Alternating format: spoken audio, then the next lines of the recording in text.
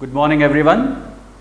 So students, in our previous discussions, we have learned about the mechanism of breathing and exchange of gases, in which we have seen the various processes like the ventilation where inspiration and expiration of gases occurs, right? Then we have seen the exchange of gases between the alveoli as well as the blood, right? Where the atmospheric air is exchanged with the blood. Then we have seen the transport of gases. Okay, so transport of gas from the alveolar region towards the tissue, right? And at the tissue level, we have seen that there is exchange of gases done again between the blood as well as tissues, right? After the exchange, cellular respiration occurs, right? So we have seen the whole process of respiration, and in our today's class, we will be discussing about the regulation of breathing, right? So how actually the process of breathing is being regulated. So the today's lecture, it's about regulation of respiration.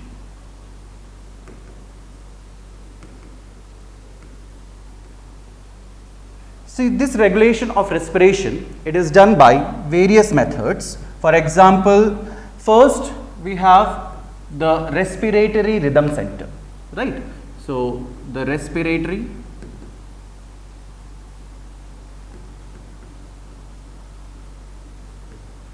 rhythm center. This respiratory rhythm center, it controls the rate of respiration. Okay, it is controlling the rate of respiration. Okay, and this respiratory rhythm center, it is located in a part of brain termed as medulla, right? So it is located in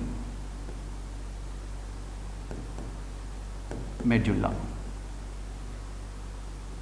So let us just see the structure where it is present, right? If you see the medulla, okay, let us say this is the pons variouli part and this is the medulla region, right? So this is pons and let us say this is the medulla of the brain, right, in the hind part of the brain. So over here in the dorsal part, we have a presence of the dorsal group of neurons. Okay, certain neurons, they are termed as the dorsal group, and then we also have a presence of ventral group of neurons. Okay, so let us just label them off.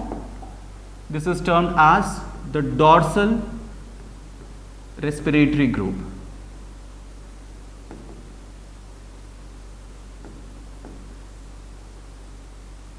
And over here it is termed as ventral respiratory group, right? The dorsal respiratory group as well as the ventral respiratory group. So these two groups, if you see, we can abbreviate them as the DRG, okay, and VRG. Okay, the DRG, the dorsal respiratory group, it is controlling the inspiration. Okay, it is also termed as inspiratory group. Okay, the nerves arising from this DRG, they control the external intercostal muscles as well as the diaphragm, right? So the nerves innervate external intercostal muscles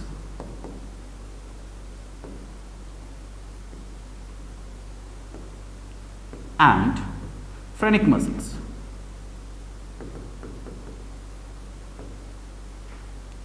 Okay, so we know that the external intercostal muscles and the phrenic muscles, when they show contraction, they lead to expansion of the thoracic cavity, right? So when the external intercostal muscle contract, they pull up the chest cavity, and when the phrenic muscles of the diaphragm, they contract, okay, the diaphragm becomes flat, Earlier it was dome shaped, then it becomes flat, because of which what is happening? The thoracic cavity is increasing in volume.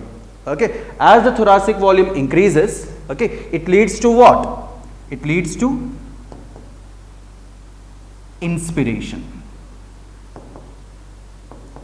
Okay, so when signal is sent from the DRG, from the dorsal respiratory group, when the signals are sent, it will cause contraction of external intercostal muscles and phrenic muscles of the diaphragm, which will lead to inspiration, inhalation of air, right? And when the signal stops, if we are sending the signal from the DRG, okay, it is leading to inspiration, and if the signal stops, it leads to expiration. So just in a small representative way, I'll be giving you. So if stimulus is given,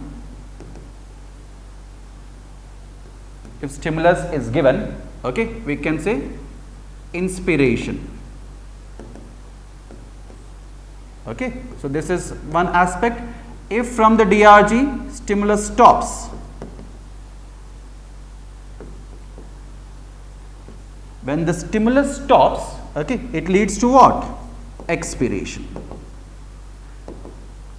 Expiration in the sense, as we said, stimulus, if it is sent, contraction of the phrenic muscles as well as external intercostal muscle occurs. And when from the DRG the stimulus is stopping, if there is no stimulus being sent from there, okay, what will happen? The muscles will get relaxed, right? External intercostal muscle relaxes. As a result, again the chest cavity is brought inwards, right? It will come back to its original position, okay? And the diaphragm, when it relaxes from the flat shape, it comes back to its dome shape, because of which the thoracic cavity is decreasing in size. As a result, the air is blown out, exhalation occurs, right? So remember, normal inspiration and normal expiration is occurring because of whom? Because of the signals from the DRG, that is the dorsal respiratory group, which is a part of respiratory rhythm center, right? Coming to the VRG, if you see the VRG or the ventral respiratory group, okay, the signals from over here, signals control internal intercostal muscles,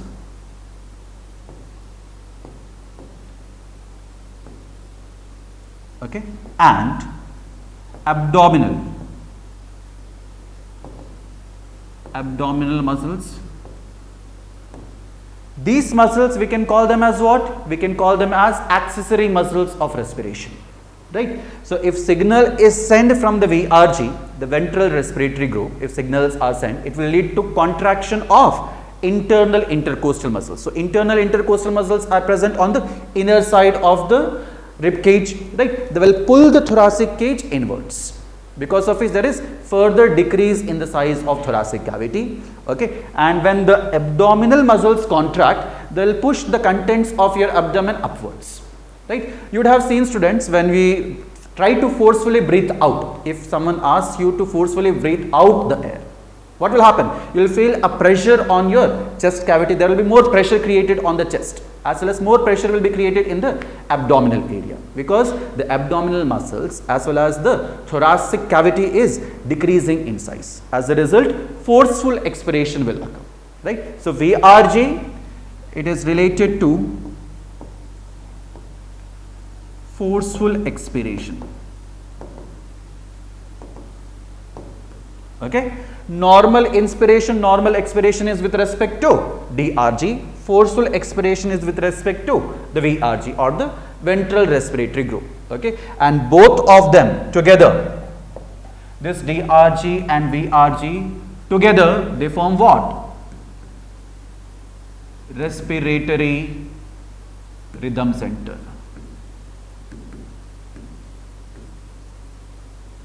Okay, both together they form the respiratory rhythm center, right? And this respiratory rhythm center, it is controlling what? It is controlling the respiration, right? This is one aspect. Along with this respiratory rhythm center, okay, this respiratory rhythm center is again controlled by whom? It is controlled by pneumotaxic center, right? So the second aspect with respect to regulation of respiration, okay, it is with the help of pneumotaxic center.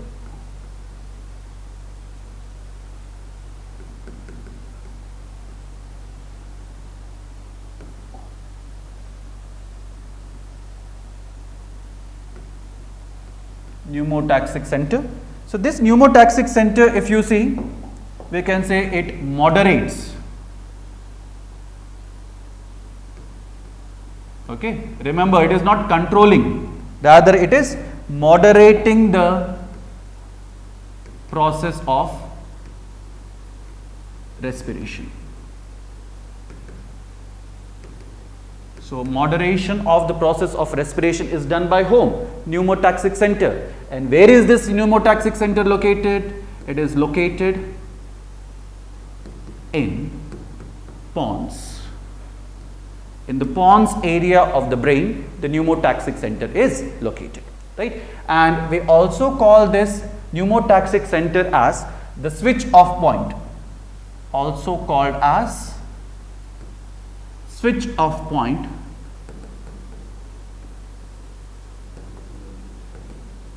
of inspiration. It is also termed as the switch off point of inspiration. What is the reason? You must remember that the signals from pneumotaxic center, they control whom? They control the respiratory rhythm center, right? So the pneumotaxic center